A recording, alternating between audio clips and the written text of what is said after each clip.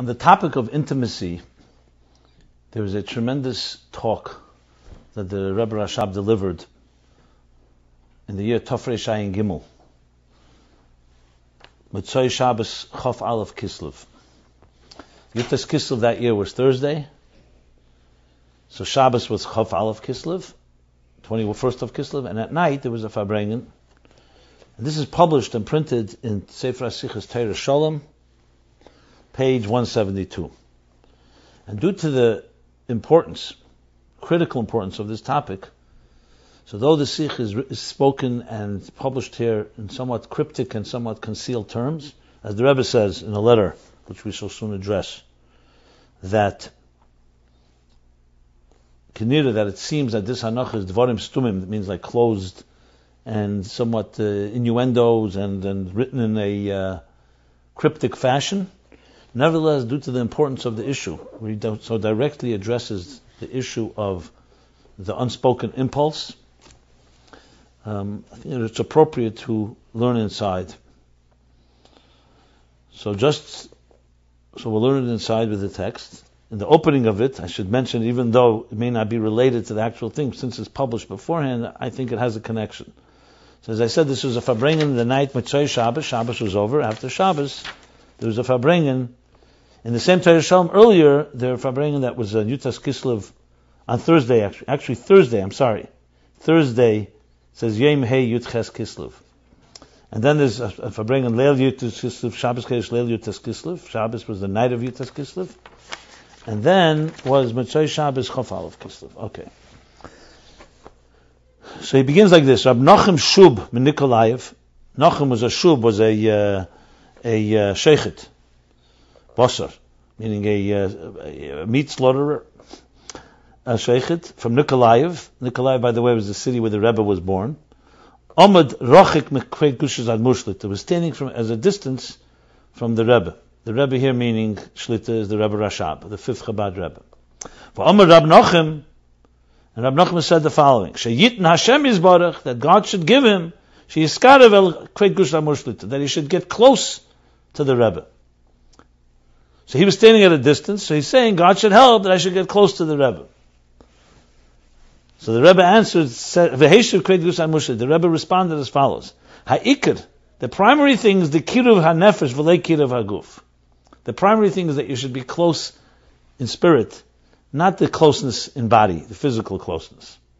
As the nefesh is mekarev es ha'guf, when the spirit brings this body closer, is das hecher be'en areich, it's infinitely higher, v'der guf is mekarev es ha'nefesh.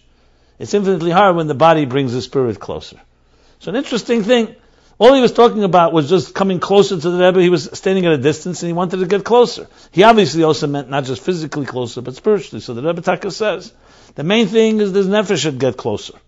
In other words, you can be 1,000,000 miles away from a Rebbe or 1,000 miles, but if you're close in Ruchnius, you're right there.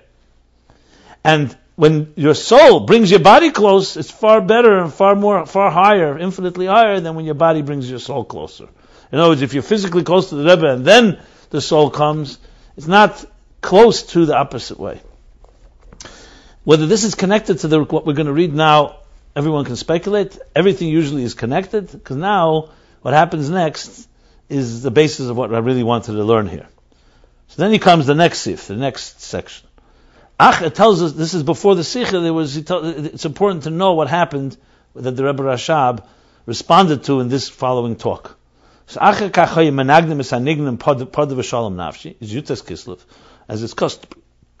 Yutas Kislev, we sing the famous Pada B'Shalom Nafshi. So they sang the song. V'amar al pasuk shilach yodav b'shleima v'chilal brisei. So after they finish the song, so we know the song is from Kapitel Nun Hey in Tehillim.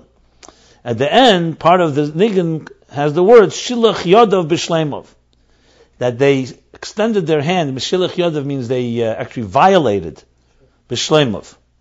What? Shalach Yodav. Shalach Yodav B'Shleimov means that they violated, they hit, they struck B'Shleimov in his whole ones. Shleimov is an expression when you say someone who's like a complete one.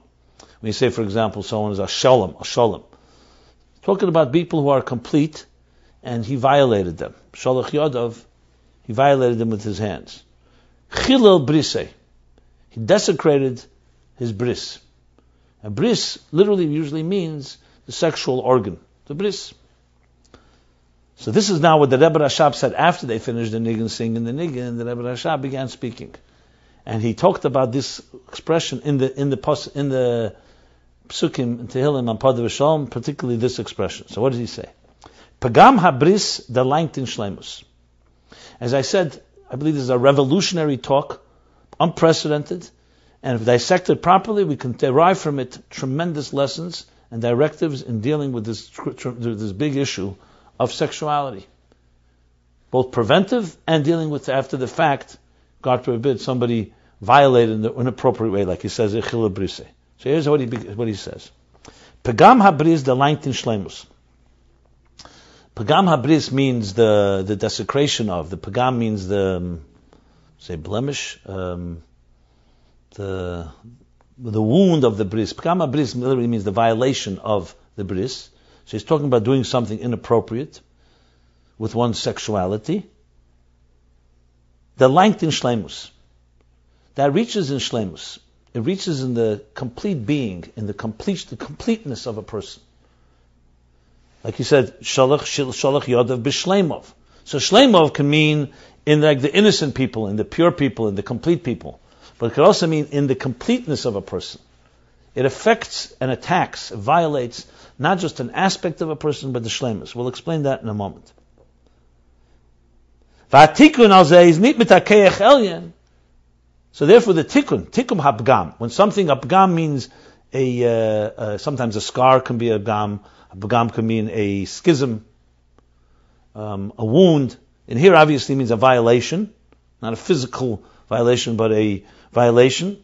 So the tikkun, the repair of it, is nit mitakei echelin. It's not with a higher power, nor midem gufa, but with this itself. Since it affected shleimus, it affected the full being, the essence of the person, you can say, the core of the person.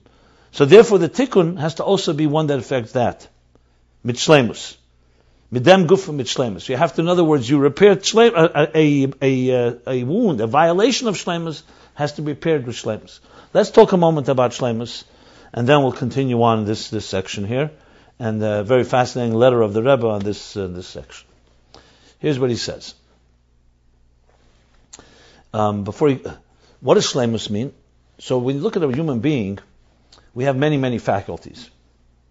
For example, if somebody, God forbid, that gets cut in their finger, small cut, so it bleeds, put a Band-Aid on, or it just heals on its own, it clots, fine. If it's a deeper scar or wound, it may take longer to heal. If it's even worse, you may need stitches. You may need antibiotics. There may be an infection. You may need, God forbid, even surgery. It all depends on the level of the impact and how deep it's impacted and whether it's spreading, etc. So there are many things that are called superficial wounds. They affect a part of us. So you bring in a healing agent from outside and you heal the problem. Let's say certain has a deficiency. The blood is not clotting. Or as I said, there's an infection. So you could hope that the infection just goes away. What's maybe better is to fight the infection. You maybe put a certain medication on it, or you take an antibiotic. So you take another force, a koyach elyon, another power, that's to help heal this element. But what happens if, God forbid, there's an attack on something that's not just a superficial or outer extremity of a person? It attacks the core organs, let's say, the heart, the brain. Again, God forbid. There, it's not so simple. The medication may not help. You may need to go inside there, and you have to rewire things. You may need surgery, intrusive surgery. Just an example. These are all physical, so-called wounds. What happens if you're wounded, not a physical part of you, but a psychological part of yourself? Let's take an example. Somebody is betrayed. A child who believed in a parent or believed in a loved one, a teacher, and then there's a betrayal. It's not that simple. What do? You can't just say, you know what, I'm sorry, it was a mistake, everybody else. A person can lose trust. You lose trust, you can, at a fundamental core level, you can be very disturbed and you may not trust another person so quickly. This happens to many people. If a wound is deep enough, like the first, they say the first wound that's deep enough can affect you for the rest of your life, unless you work on it. Now let's talk about how deep can a wound go. That's a psychological trust. Pagam Habrisi says, doesn't just affect a part of us, doesn't just affect a deeper part, it affects shleimus. It's affecting the core human being. The seed that comes from the bris, that God blessed us with the power to give birth to another child, is not just another emission from the body. It's not even like blood. Dam is a nefesh. Dam hu a nefesh, it says. Blood. This is more than nefesh. Blood, infusing blood from a male to a woman, does not cause a child to be born. Seed has the power of life. The core power of life. He doesn't say this here, but it's shleimus. All of the person, all of the male genes are infused in this organ, and when it emits what it emits, it's carrying the seed of life. And when those chromosomes and those cells mix together with an egg and fertilize an egg, a life will be born. We're not talking here about a small matter. You're talking about, and someone will say, in this tipa, in this small tipa, in this drop, lies what? Lies the entire personality of the Father. And the personality of the Father that He had. All carried in this. This is God's blessing. He allowed us to be able to replicate life and create life through this seed. So it's not talking about a small little matter here. You're talking about the whole shleimus of the person is invested in this seed. That's what's going on here. And as a result, what happens next is that you were pagan b'shleimus. So when it's done in a sacred way, a husband and a wife, and married in the sacred Torah-dika way, Kedas Meishav Yisrael, so then there's a time when they unite, become one flesh, according to the Torah, man and woman, and their sexual attraction for each other is based on the union of male and female reconnecting to the Tselem Elokim, the divine image in which they were created and then separated. They come together, one flesh. God says, here's the blessing I give you. Pruruvu. Then when you come together and done the right way, a child will be conceived.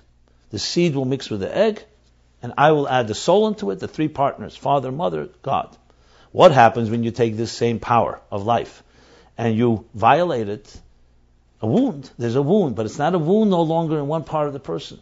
It's touched the core engine room. Think of someone not just severing a wire. They went into the engine room itself, where the source of life, where it comes, like he says in Tanya, tipas hamayach, it comes from the mind. And it's transmitted the way it's transmitted. And the Gemara says, ein kisha el ladas, a person cannot emit the seed without having das, concentration. You have to concentrate, you have to put your mind to it, and your mind therefore turns something, there has to be an arousal.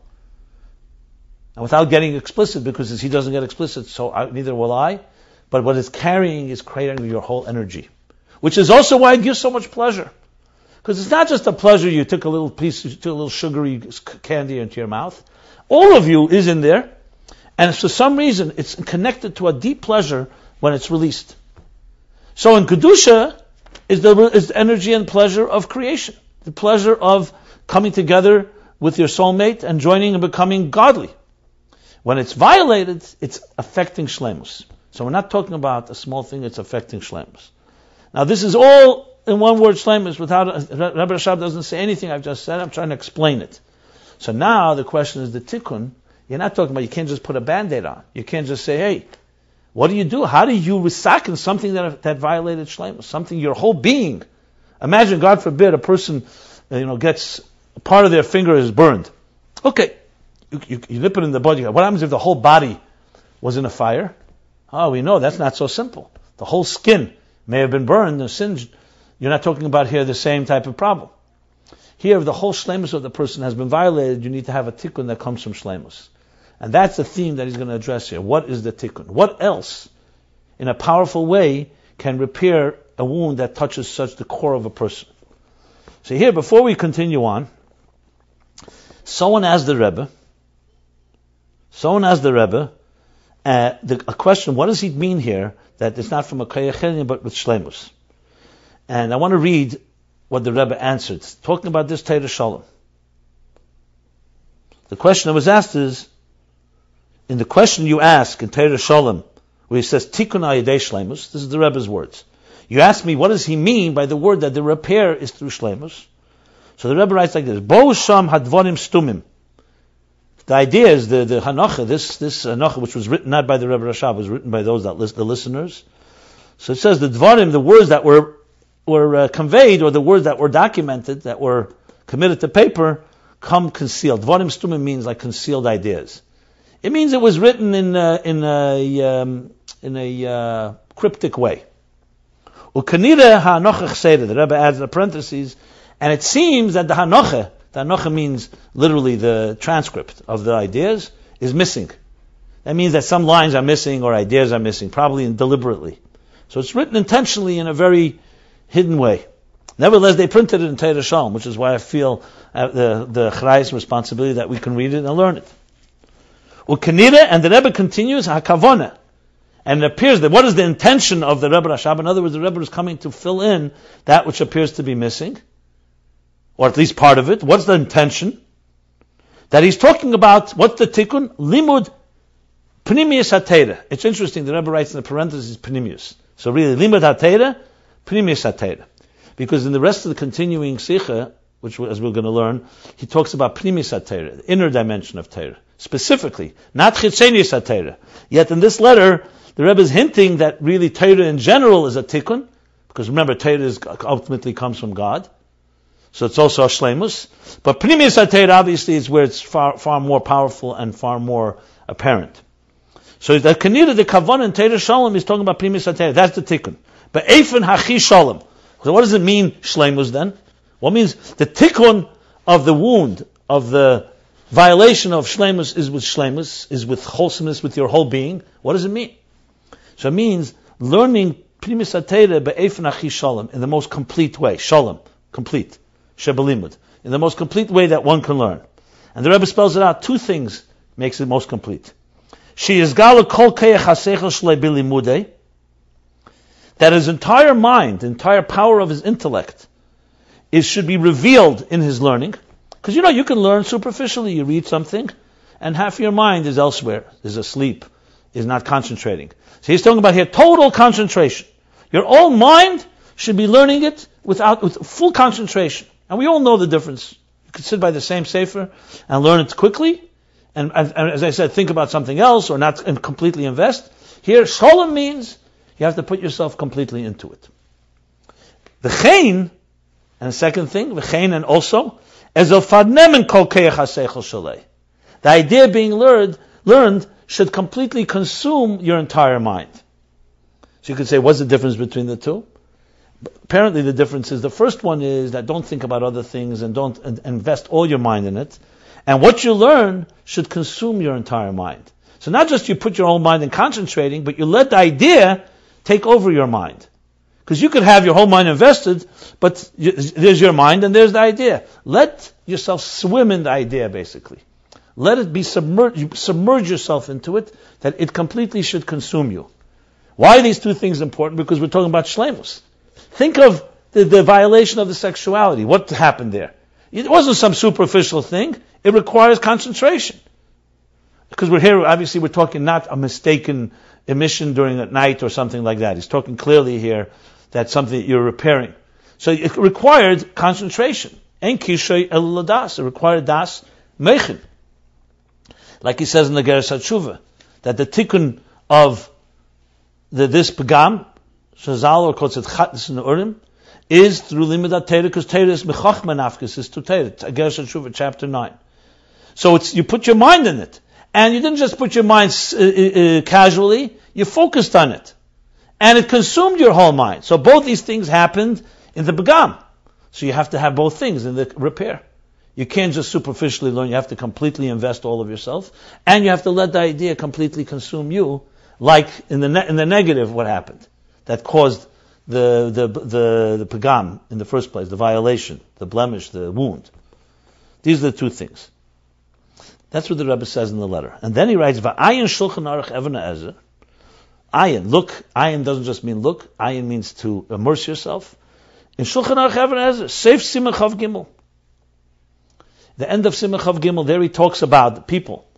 how they prevented themselves from sin in these areas.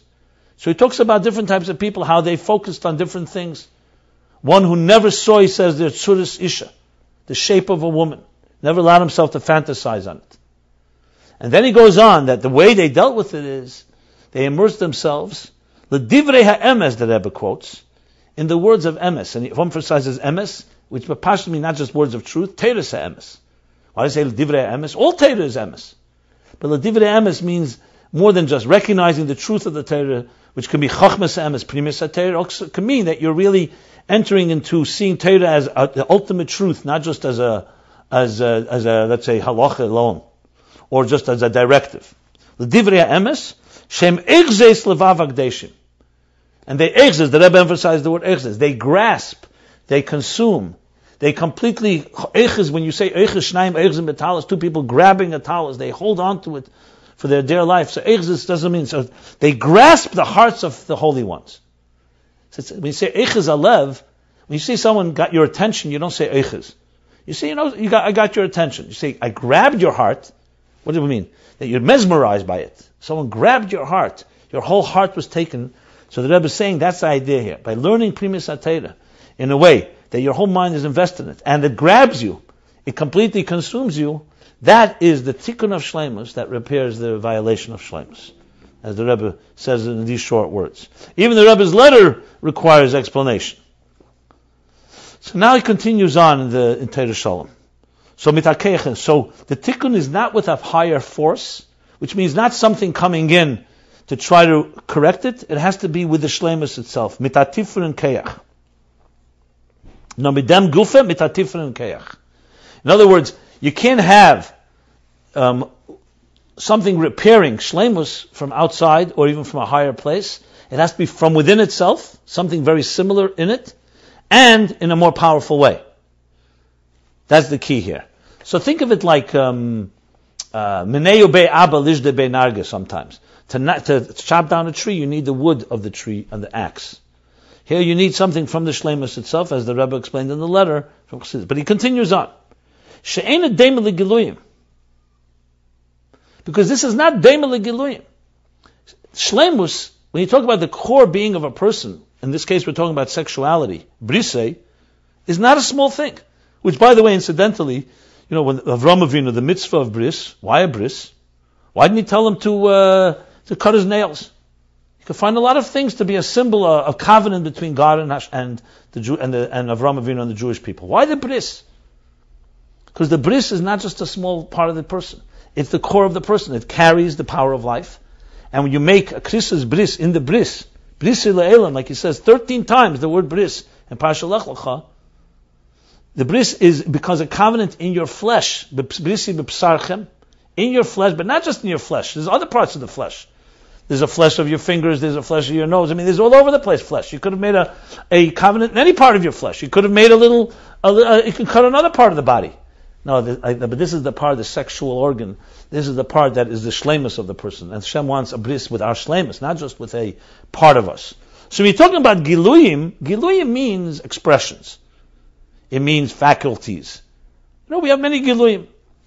So when it comes to giluyim, shleimus is not similar to giluyim. Giluyim dafar ben agili elyon. When it comes to revelations, you want, let's say, a person that wants to use their mind and they want to concentrate more on learning or studying something, so you need a higher power that pushes you to do so. When something is diminished or something is missing in revelations, let's say you have some block, some resistance. How do you push it? Let's say, think of a pipe that's blocked. What do? You bring more energy, bring more power into it, you pump some energy into it, like you jolt it out of its place. Something is stuck. So when there's something's missing in Giluyim, you need something like motivation. Someone, let's say a student isn't studying. Reward them. Give them some incentive. So you need something else. Something else that will help reveal it. Because the revelation is not complete. That's Giluyim. Aber Shleimus darf nicht haben kein Gilui Elyon. But when you talk about Shleimus, you're talking about the core being of a person. There does not need to have a higher energy. Now what he means by this we can interpret many ways. One way you can say very simple. It's shleimus. What's higher than shleimus? What's going to break open? What's going to repair a wound in the core? There's nothing higher. But l'chayre, you can't say that's what he means here, because he says that you can gili er elyon, like means that there could be a gili er elyon, but it's not going to really repair the issue here. That's how I would interpret it more.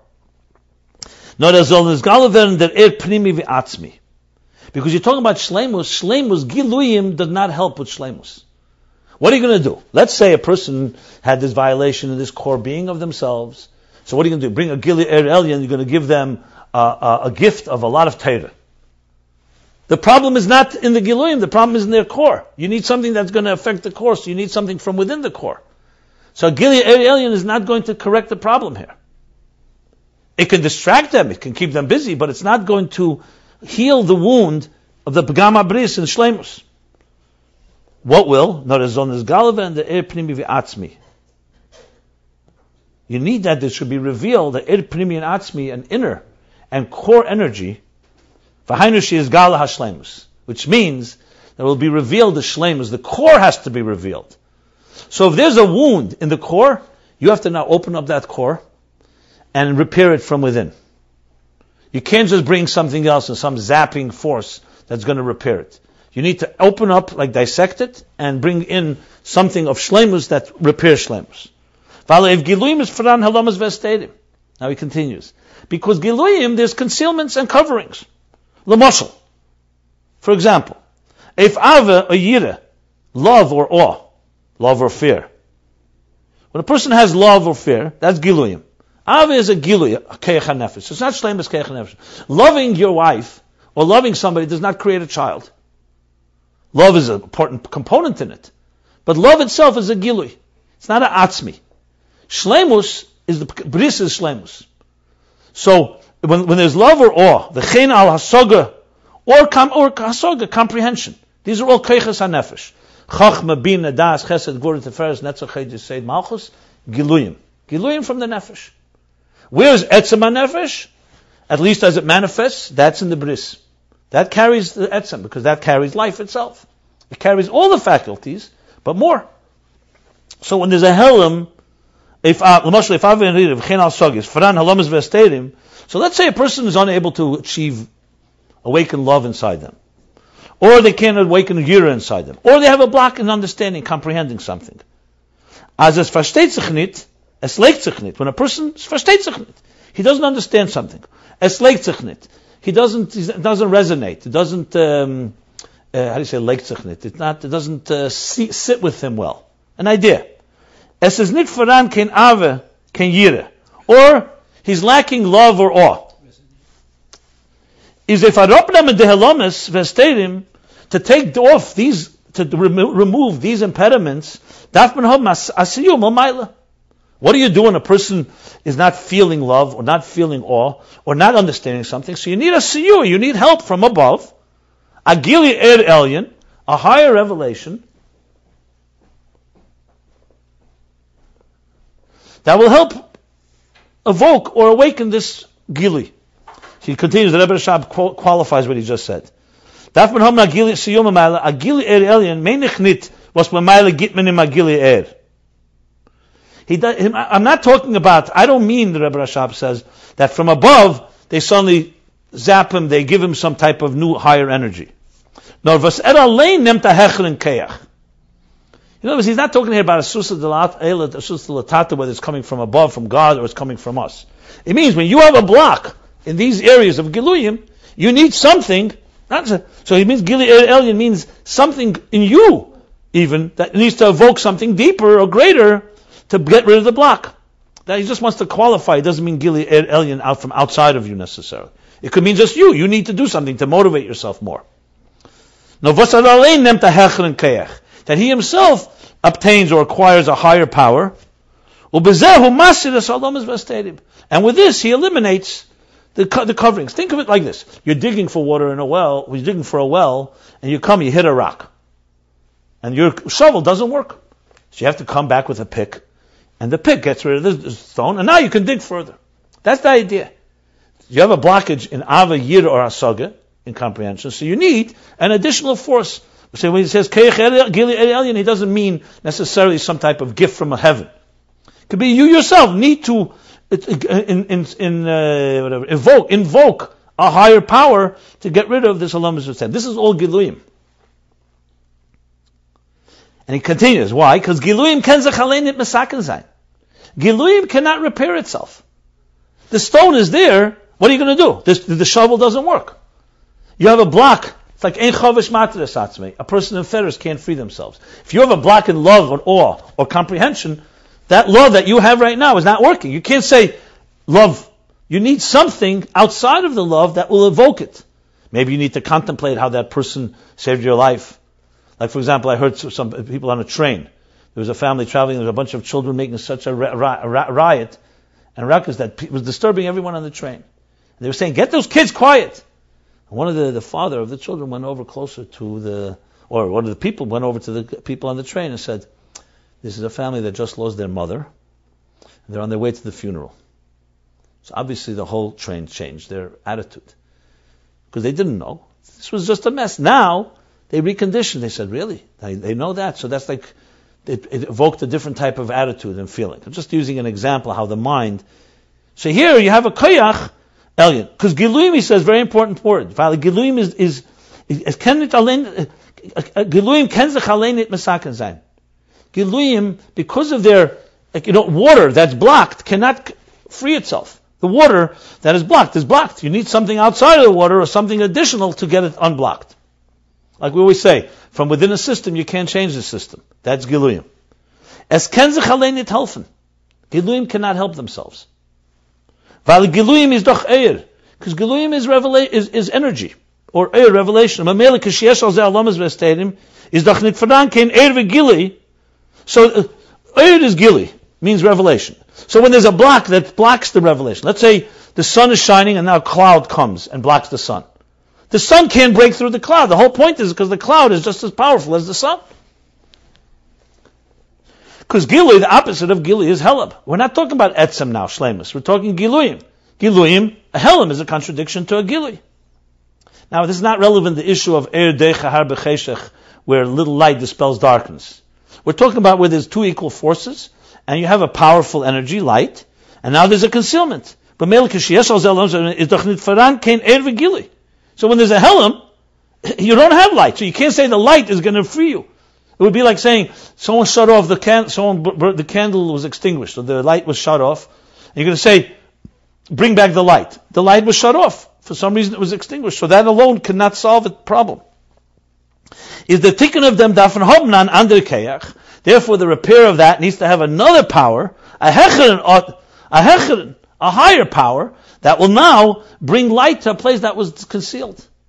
And let's say in this case, you need to have maybe a more powerful light to bring light in a place. If you, let's say you had a big room, very dark room, and it was so dense and so on, the oxygen was not there and the candle burned out. So you can say, turn it on again, it'll burn out again. You need to have maybe a more powerful energy that allows light to come into a place like that. What is that naveda? He says that's tshuva. Odvi tshuva. Like tshuva.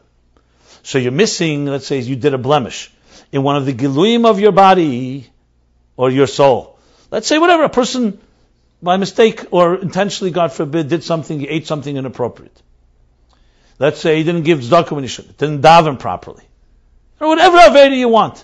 We have Ramach Evarim, Keneged Ramach Mitzvusesa, Shasa Gidim, Keneged Shasa Leisesa. 248 positive mitzvahs correspond to 248 organs. So it's like what I said before. 365 negative mitzvahs correspond to 365, nerves, gidim. So, like we said earlier, you could have, God forbid, a wound in one arm, one organ, and it doesn't affect the whole person. What do? You need a Keyach Elyon Yesed, which is called Tshuva, and repair. A person used their hand instead of giving tzedakah. They did something negative. They hurt someone. So this is called tshuva. How you repair it? Every aveda, every mitzvah has its. If you either by the lack of doing a mitzvah, you wounded one organ, or by doing, God forbid, or being over, doing something you're not supposed to do, you wounded one of the gidim. So there's tshuva that comes and repairs it. That's tshuva. Tshuva, like here, is the light. The light itself can't repair it, so you need to have a higher power from outside that makes the tikkun. This is all Giluyim. Mashenk in Shlemus, in contrast, Shlemus. If there's a wound not to one organ, to the core being of who you are, your sexuality, the seed. You're talking about Pagam Habris, Shlemov. Sholach Yodav B'Shlemov. It affected the Shlemov, not just, it affected your Shlemus. The core you is doch Atzmi, was of das is doch was if them is doch keine Halamas V'Esteirim nit voran. So Atzmi, something at the core, where there is no Halamas V'Esteirim, concealments and coverings do not affect Atzmi. A Helam could be on a Gilui. Something's revealed, so a concealment can affect it. You can't conceal a core thing because a core thing is not bound by the rules of revealed and concealed. Nor from them inyan, Pagam Habris, he says now, now from them inyan, the Pagam Habris, the wound, the violation of the bris, was dosi doch echa atzmi, for nefesh habamis, rid the son in shlemus. So now he's talking about, so when it comes to shlemus and atzmi, where there's no hell in v'hester. Now you'll say, what do you mean? Pagam Habris is a hell in v'hester. No, but it's a hell in v'hester that's affecting the etzem. It's not a concealment of light. It's a blemish in the core. It's like you can't now bring medication to solve the problem. The core person, I'd say, think of it like a cancer that's attacked the core human being. Or a type of autoimmune disease. It's attacked the core. You can't just bring in something. It's not one organ. It's not isolated. It's not localized. It's something on a core level. No, from them inyan. Pagam Habris. V'dosi dochecha atzmi. So, what's happening here? Atzmi has attacked an atzmi. Because Pagam Habris is something that's attacked, a negative type of thing. V'dosi dochecha atzmi for nefesh habamis. This is also an atzmi. So nefesh habamis is the animal soul when it tells you, don't eat something proper, or don't make a bracha, or do something that you shouldn't be doing. It's affecting the giluyim of the nefesh habamis. This nefesh habamis is affecting the atzmi. It's a pagam in the bris. So this is in shlemus. Does it the son in shlemus? You've now attacked and violated something in the core. Now the tikkun of them is, so here giluyim are not going to help. Just to do tshuva is not enough. The tikkun has to be there is midem gufa. The repair has to be from the thing itself. It has to come from within itself. Was dafne tobin ken ander keach. Does not need to have another power from what's outside. Not ezol is galaven that atzmi. You need the atzmi now to re-emerge. The core force that was so powerful, which is the bris in Kedusha, has to reassert itself. Undurch dem ved the tikkun. And through this becomes the tikkun. So that's what he establishes in this first sif, in this sikha. And then he continues on. He talks about the difference between having a higher power and the power from within itself. And then he continues, as we'll learn soon, that this is Pnimis HaTeira. Pnimis HaTeira, the inner dimension of Teira, is the core essence of Teira. Like he explains in Ayim Beis, that the Teira itself, there's an outer dimension, inner dimension. So even though the outer dimension also has the inner dimension ultimately, because it's all God's Teira, but in Pnimis HaTeira it's revealed because it's expressing the divine shashuyim, the pleasure of Teira as it's rooted. That in turn turns into Chachma. So when a person immerses himself, like the Rebbe's letter, completely with all the seichel in it, and allows the Pnimis HaTeira to submerge him in it, then you are revisiting, you're regaining control over the etzem, and that etzem, that shleimus is misaken shleimus. That itself repairs the shleimus of the violation in the shleimus, in the core of the issue here. Stop it.